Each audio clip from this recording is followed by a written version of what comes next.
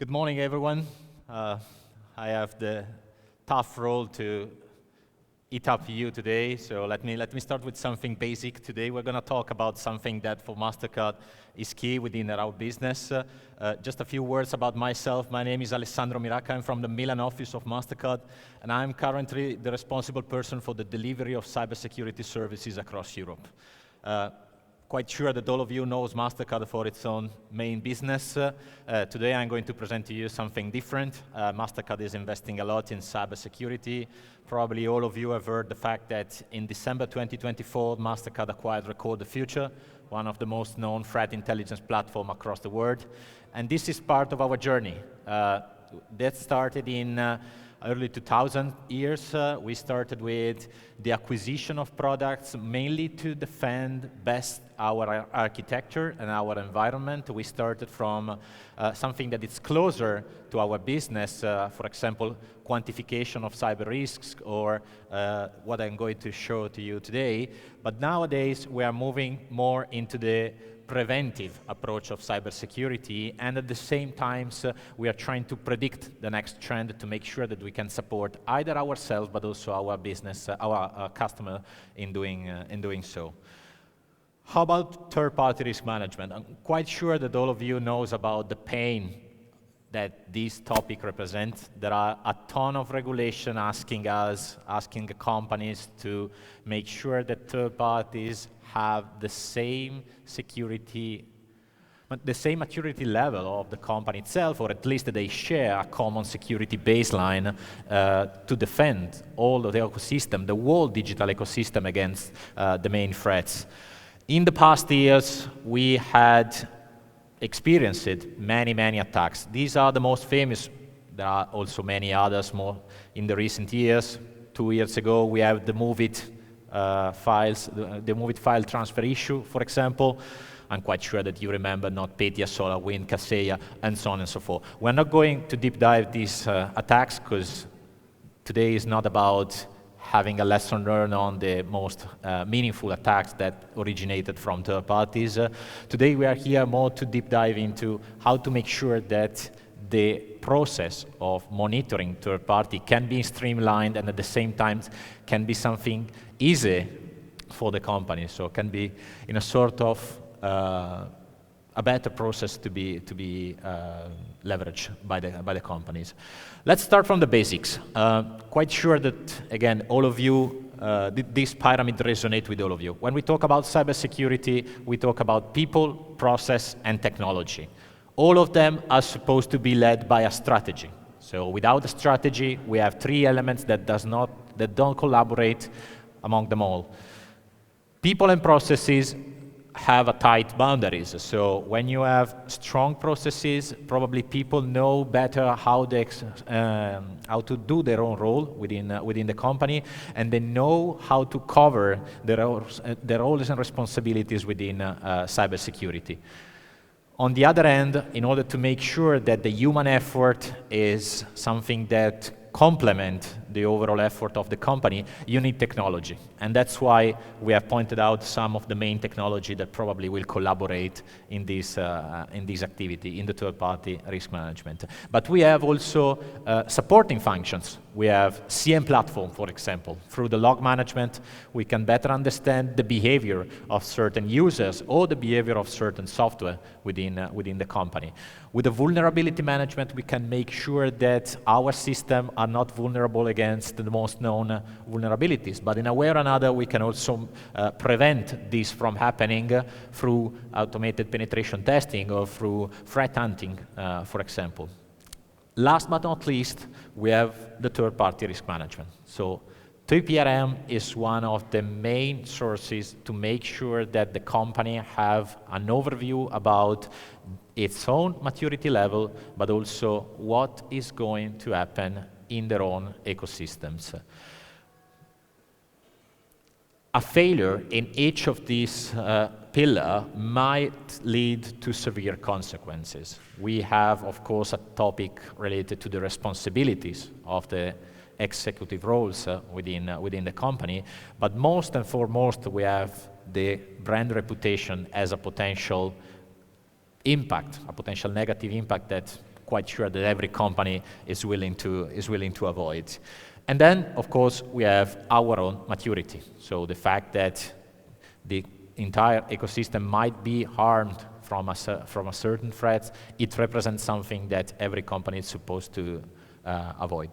And that's why we are going to talk about this today. So how to make sure that a continuous monitoring approach can be introduced in this framework.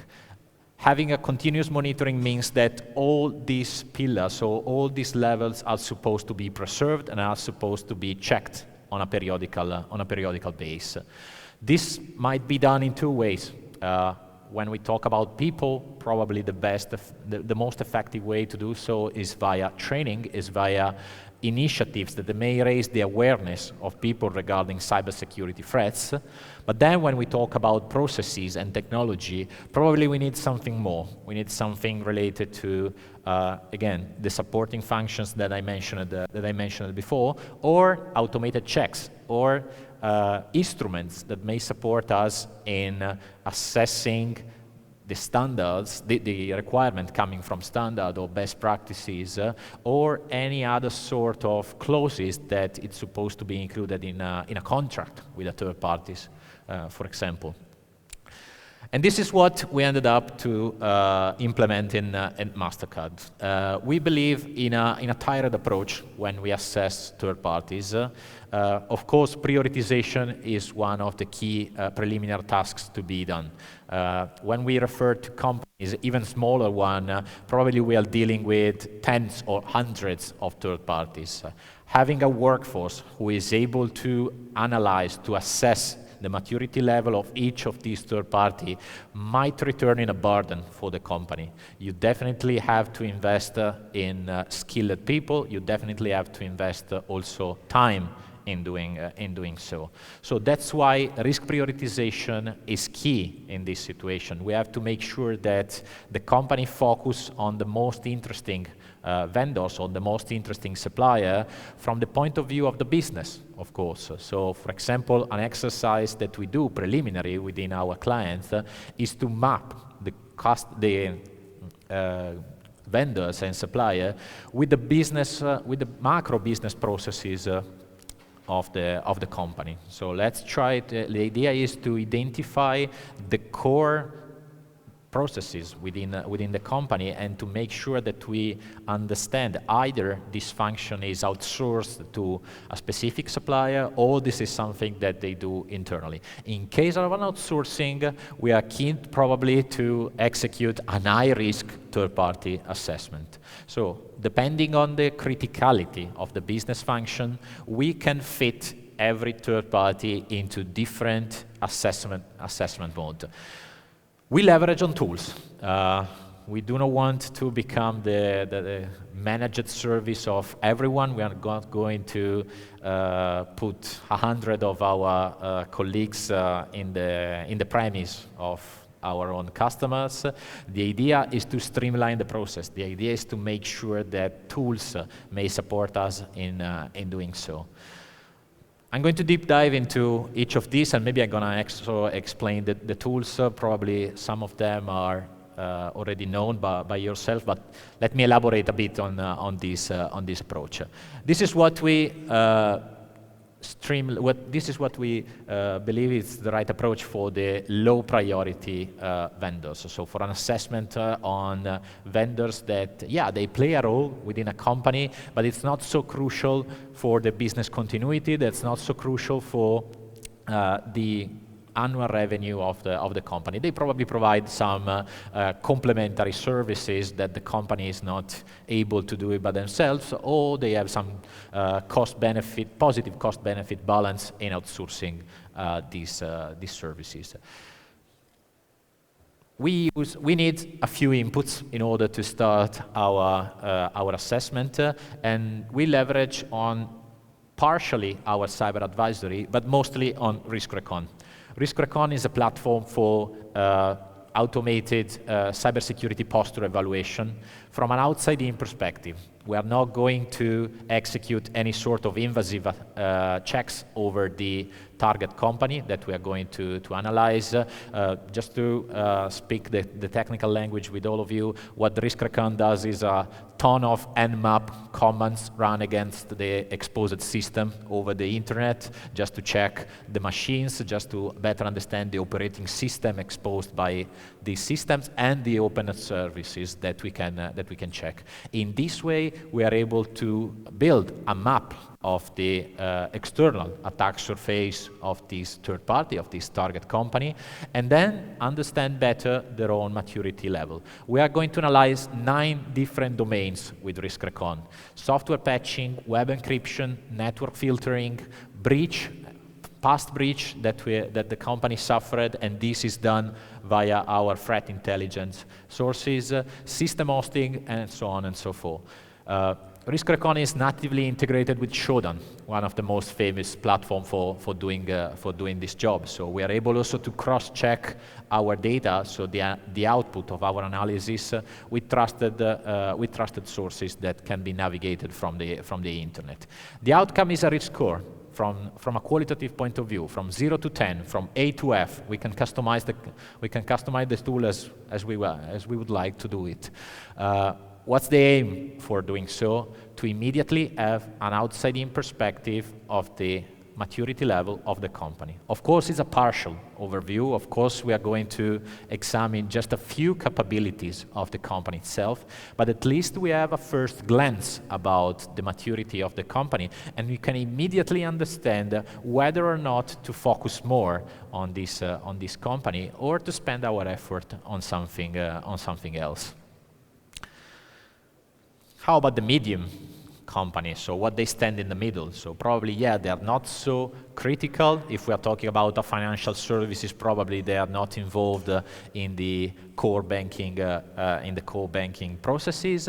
But on the other hand, they serve something important. That might be something related to customer relationship management. That might be something related to ERP platforms. So what about these vendors?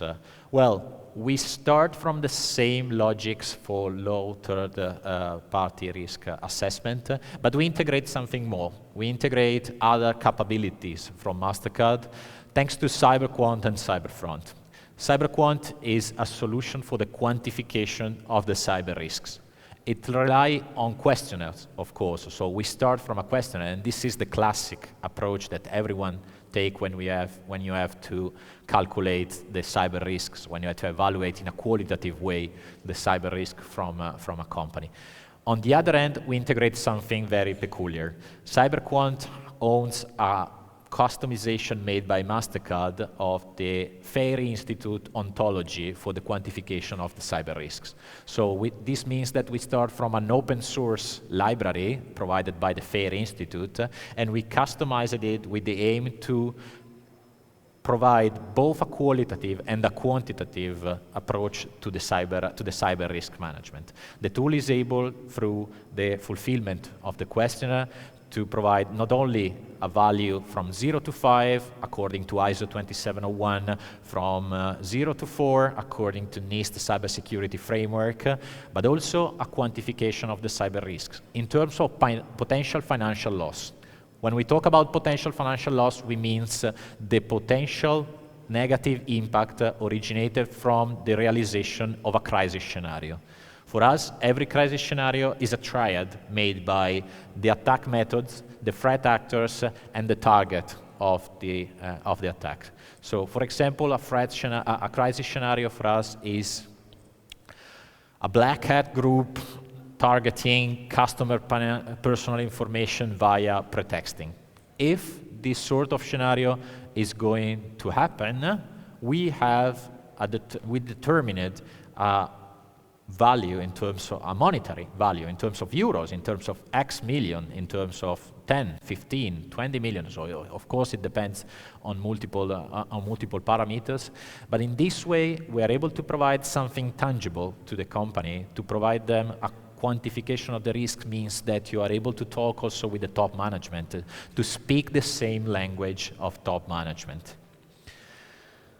Then yes, we have questionnaire, so we can fill in this questionnaire. We have also support from a generative AI platform whose name is Wystick to support the client, the target company, in filling in this questionnaire if the company is keen to provide information security policy, SOC 2 reports, every kind of document that may support in running an assessment like this. So yeah, of course, we can rely on a questionnaire, we can input as many data as you want, but on the other hand, all of us know that people have bias on their own companies. So they may represent something that is shiny, something that is better than the real life. And that's why we also leverage on Cyberfront. Cyberfront is a breach and attack simulation. We can rely on a threat library made by more than 1,000 different attacks that we codified in the platform. We have access to many malware. We have access to many kill chain based on, again, file transfer or injects of emails containing malware in the attachments.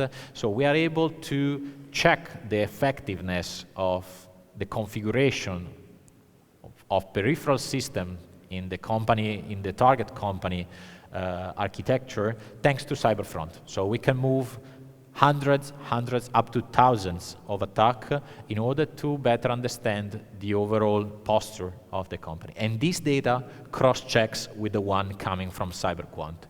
This means that we can immediately highlight to the people filling in the questionnaire some gaps in their own posture, and we can immediately spot the differences between the answer provided by a person and the real outcome coming from test, coming from something tangible, from technological assessment on the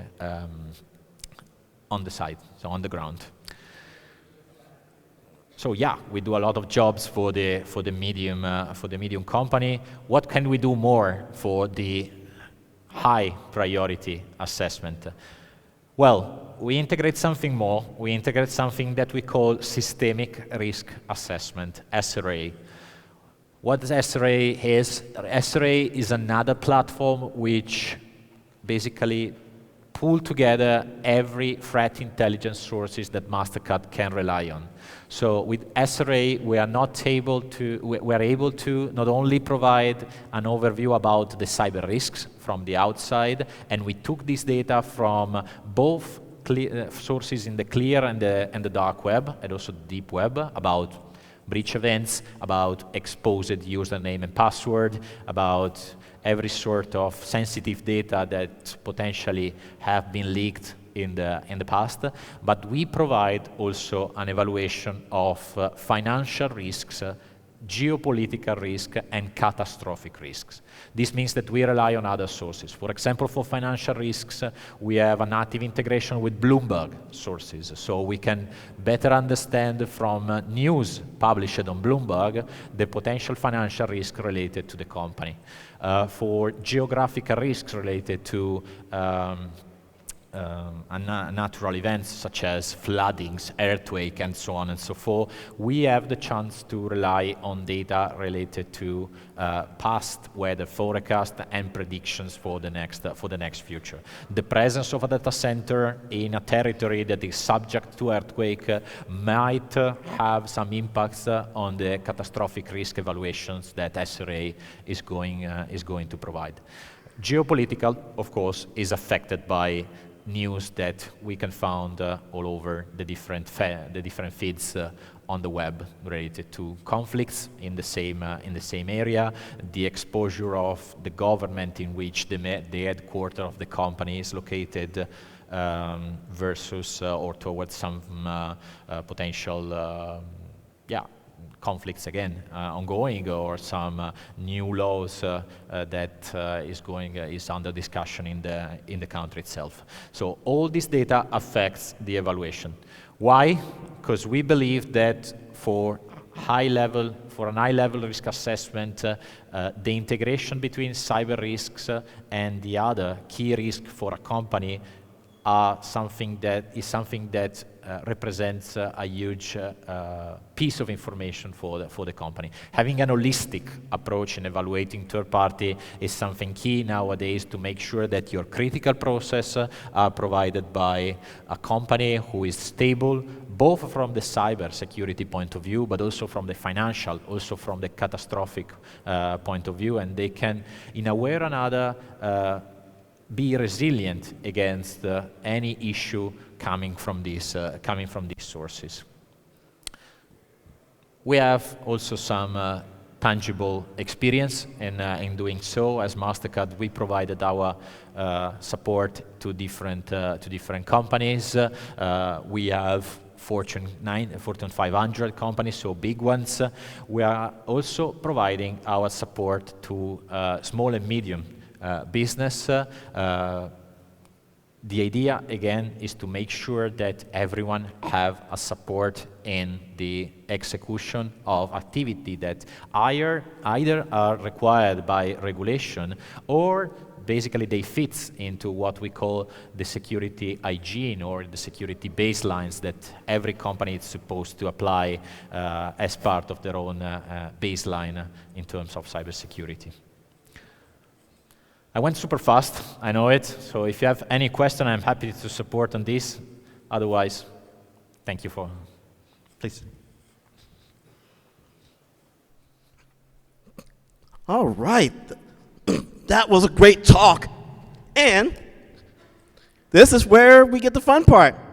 Questions from people. Okay, I see a couple hands. This is great, I love it, I love it. This gentleman right here in the gray shirt. Thank you and good morning, Alessandro. Great presentation and great insights in what you guys are doing. I would have a couple of questions, if I may. First one is process related. This was more on the TPC RM part of the process, right? The cyber bit. How do you integrate this in the overall TPRM process? So you mean what I presented now is more focused on cyber risks, but you're more interested in the last part of my resonate, so about the also holistic approach to the cyber risk? Yes, because what we see now is that TPRM comes also with all the other domains that you need to cover and manage the risks. And what we see is a struggle in the organizations that try to put the cyber part as a separate bit to the entire process. And this is where you get a lot of complexity that is not needed, really. Yeah, you hit the point, and this is something that we are discussing a lot with customer. When we talk about TPRM overall, usually the main stakeholder fits in the security area, but also we have, for example, procurement office. We have legal office on the same table talking about this. The answer is a mix of things. We have, of course, the possibility to provide access to our tools, especially Risk Recon, to the business function, to the support functions. Risk Recon is a very great tool also for the procurement office because it owns also benchmark analysis modules. So this means that every procurement office interested in launching an RFP or a tender may immediately compare the invitee to this RFP and have, before to issue the RFP, sort of evaluation and potentially do a short list of the ones to be invited. But then there is also the cyber advisory part. So this is exactly the role of my team within Mastercard. So we can leverage on multiple solutions for the execution of repetitive activities such as the periodical checks, such as the training. But then the advisory stands exactly in connecting the dots. So to make sure that the result of the outcome are shared with executive, or the legal functions are onboarded when a peculiar third party is identified as lacking of certain requirements within the company, and potentially, when the contract is supposed to be renewed, we can immediately contact the legal to make sure that the security clauses are going to be reviewed together, or we may add an appendix to the contract contract itself. So yeah, probably I went super fast on this. Tools are a very great tool to streamline, to make sure that the human effort is related only to the very meaningful topics to be executed. On top of that, we have cyber advisory. We have a team of cybersecurity SMEs within Mastercard who can support and coordinate the activity to obtain what you said exactly, the overall TPRM, an holistic approach to the monitoring of third parties. Understood. Thank you. Related to the tools, if I may, when you do the pen testing for the vendors, do you do that into UAT environments, or do you get consent from them to target the real production? Okay. To be honest, neither RiskRecon or CyberFront execute real penetration testing. So RiskRecon is going to execute checks from the outside. As I said, we can call it passive reconnaissance, basically. So we are launching nmap commands. We are listing all the services exposed over the internet. CyberFront is doing something slightly different than a penetration test. What is what we call a breach and attack simulation platform. So we create a situation in which the customer implement either a virtual machine within its own network, in any portion of the internal network, with an agent installed. And we have, from our Amazon cloud environment, from the outside, another machine, a server, who is able to contact this agent. The communication channel is one by one, basically, and through this channel we are able to launch several commands or several tentatives for connections. We can rely on HTTP, on HTTPS, we can rely on FTP, and in doing so we are covering different attack schema, so we are covering different kill chains for attack.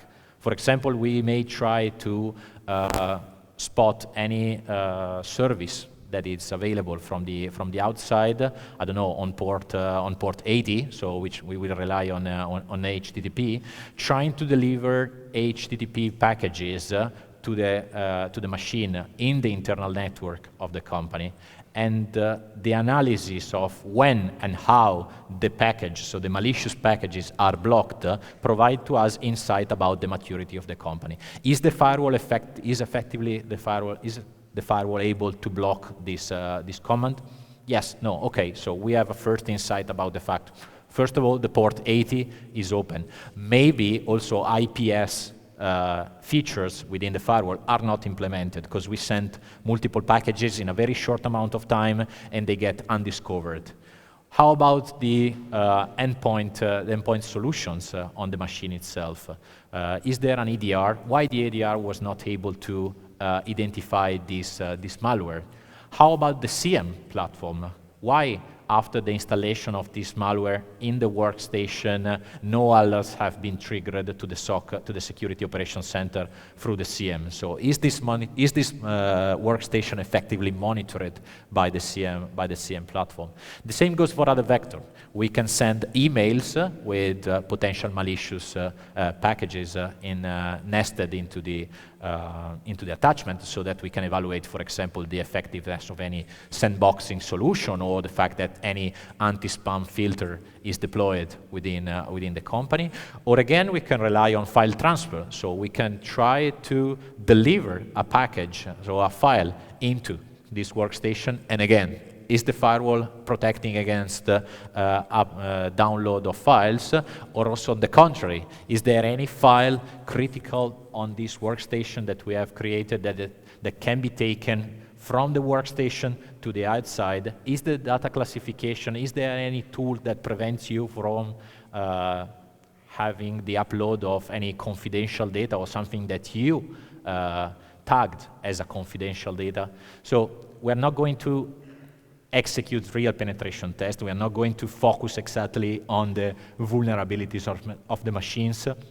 We are going to test different kill chains. So a breach and attack simulation is slightly different from an automated penetration testing. Just to talk about names, CyberFront is more similar to X-Cyber rather than Pentera. Pentera is doing a different job. So it's more related to examine the single machine. Cyberfront are looking at this communication, so the whole kill chain from reconnaissance potentially up to the exploitation phase. Thank you very much. Welcome. Do we have any other questions? Oh, there's a hand right there. Hi. Hey. I saw that for high-risk vendors, you have the financial check, and I was wondering if you ever terminated a contract based on the financial risk, and what was the threshold? Yeah. For financial risks, as I said, SRA is a powerful tool to check information available over the web, both the clear and the dark web. So we can definitely extract data, for example, from Bloomberg, as I mentioned before. What you said, if I caught correctly, is also the possibility to check contracts and the financial clauses within the contract. Correct? Yeah. Yeah, and the periodical check for the finance. Again, this is something that we can complement through the advisory services. We are implementing something more, again, relying on the generative AI platform that I mentioned before. The name is WiStick. Mastercard has recently created this partnership with WiStick. WiStick is a generative AI platform who is able to take that we trained the LLM with our algorithm, with our templates, and then potentially we can also provide to them contracts in place and ask to the platform, to the engine, to extract topics related to financial. You can easily understand that we are talking about sensitive data, so we need, first of all, the authorization on the client side to do this job. So that's why we are not released yet this feature so far. But as per now, these checks are done manually, integrating the data that we have from SRA. In the future, it's another topic that we are going to streamline, to extend WiStick capabilities also to SRA and not only to risk recon. Thanks. And another question, if I may. Do you have exit strategies done for critical infrastructure? The tool itself do not generate exit strategy or fallback plan. Again, this is something that we are able to provide through the advisory services. It's quite hard to rely on predefined exit strategy because we are supposed otherwise to create a ton of scenarios. So it depends on the nature of the business. It depends on the size of the company. It potentially depends also on the location. And there is also potentially the willingness of the client itself to rely on different exit strategy. They might be the outsourcing, or they might have a secondary outsourcer ready to start in case of any failure. So automating this part might be tricky because we may end up providing some recommendations to the clients that have conflicts with their own business. So for this specific part, we're still relying on the advisory services rather than the automation. Thanks. Welcome. Oh, I see one right in front. There we go.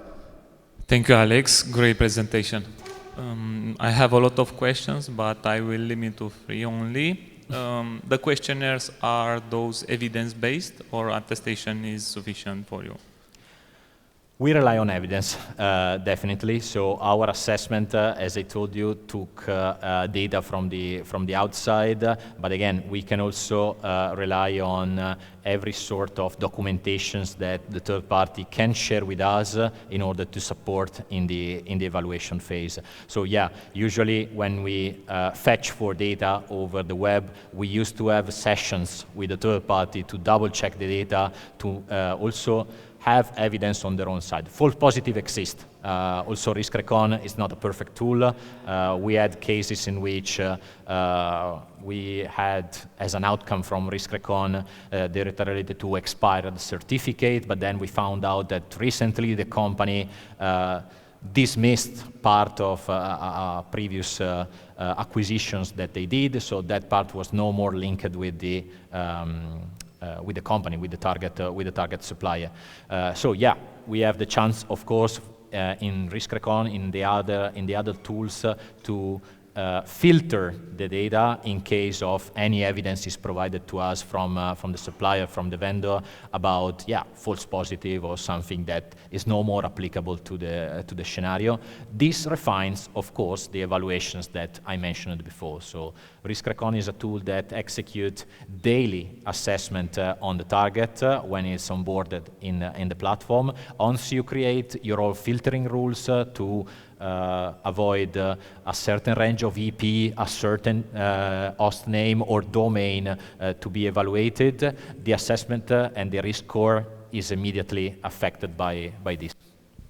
Okay, the second question would be if those vendors do not cover entirely your requirements, how do you plan this? Do you mitigate? Yeah, we have the possibility to provide some support to the clients by ourselves. On the other hand, I like to say that as Mastercard Advisory, we remain as much as possible vendor agnostic. So we provide recommendation. We are not forcing any client to adopt our solutions. We are going to suggest the most suitable solution in order to fit with their own needs and to address the main gaps. RiskRecon has features that I have not shared with you before. There is the possibility to manage the action plan within the platform. So this means that every issue that is discovered within the platform can be monitored from the tool itself. You can address the resolution as a sort of ticketing tool to the external sources or to someone within the company sitting in another department, and the user of RiskRecon is the only one able to, in the end, mark an issue as resolved or reject, or potentially no more interesting for the assessment itself. For every issue that remain open after a predefined amount of time, it might be 60 days, it might be 90 days. Yeah, as Mastercard, we are used to support, but again, the best solution is the one that fits with the need of the client. It's not about selling Mastercard product only. Okay, and the last one would be if you can share your open sources or external tools if you are using. Sure. RiskRecon has public API that you can rely on in order to have a part of the analysis available for everyone. Of course, as RiskRecon and the other tool are Mastercard branded solutions. We are selling also them to the market, so the access to licenses, to the licenses in different tiers that we provide allow you to leverage on all the features. We have a small amount of data that are available, open source for everyone. With the product license, you may access all the features that I mentioned today. Thank you very much. Welcome. Okay, we can take a couple more questions as we are nearly approaching time. So, any hands? Yes, I see a bright hand right there.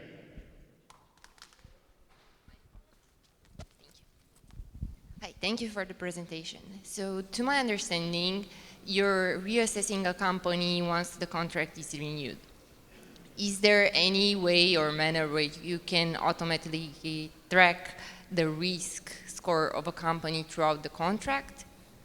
Because that might change due to them suffering an incident or due to the technologies they use. Yeah, this is the next step, to be honest. So binding also all the informations related to contract and potentially also affect the cyber risks according to the outcome of an incident or the fact that something bad happens who may violate the contract clauses is exactly the next step. Unfortunately, when we talk about contract management, we found out that even the bigger companies have multiple templates that they rely on, and as you may understand, when you're going to finalize the outsourcing contract, there might be clauses that are very peculiar for each of the company. So again, we are trying to balance the human effort of checking manually all these clauses or defining an algorithm who may fit with the specific requirement of a contract with the burden of doing so. So is it really the effective way, hiring 20 people to do this job every month, so checking 100 contracts per month? Or this is something that we can, in a way or another, streamline, find a common basis, and then, we can evolve and to potentially spend, and we will spend also effort only on those very critical cases. This is the job that we are trying to deliver within the end of 2026. So this is our next step. Again, the partnership with WiseTick, the generative AI engine that I mentioned before, we are trying to identify a way through AI to streamline as much as possible these sort of checks. But on the other end, also our algorithm in terms of cyber risk score are supposed to be adopted according to this outcome. And our aim is to provide a value that is the closer as possible to the real situation. So that's why we are doing some steps. There are little steps. Probably, in the end, we will also be able to merge the contract management part together with the cyber evaluation. Thank you very much. Thank you. Hey, and let's see, we're on time. One more question. Anyone? Going once. Going twice. There we go. This gentleman right here.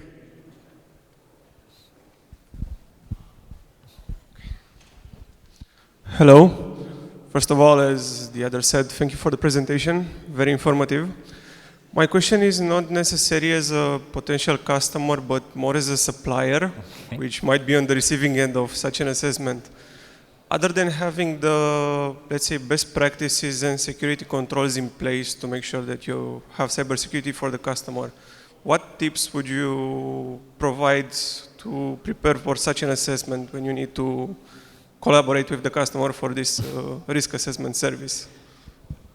You know, we participated in many roundtables with customer and their own supplier asking us how to make sure that they can support in this, because of course we have situations in which suppliers are very interested in maintaining their own contract with companies. How I can say this? The best that a supplier can do is to align with standard and best practices. So we found that this tool and this approach is very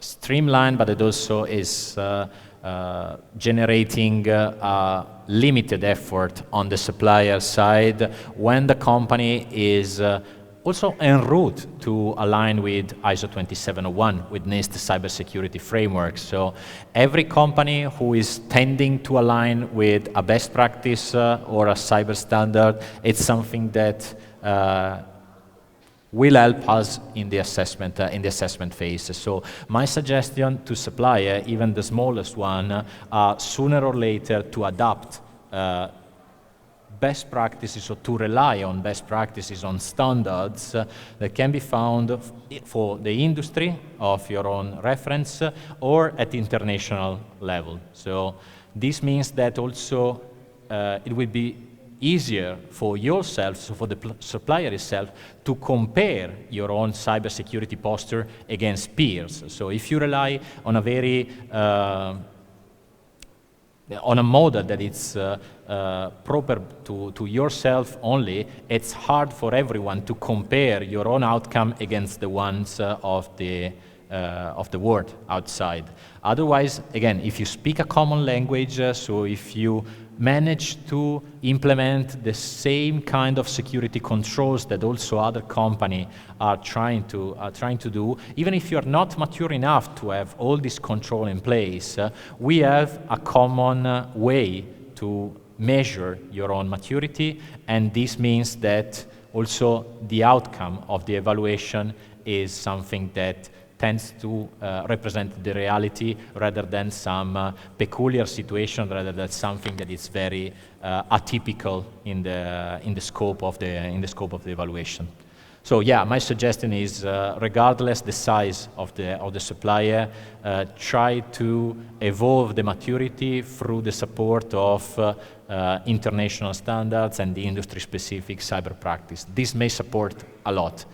Then we found, everything into our job. We found companies who implemented cybersecurity just because they Googled cybersecurity, and they said, okay, we have to implement a spam filter, and then we have to deploy something on our workstation, Panda antivirus, for example. And then we found also small companies made by 20 people who get certified ISO 27001. I don't know why. So they spend a lot of money, and they are 20 people, so probably they invested more on cyber rather than the business itself. But yeah, we found this, and we were very happy, of course, in the other situation. Understood. So preparation is key. Correct. Thank you. Thanks.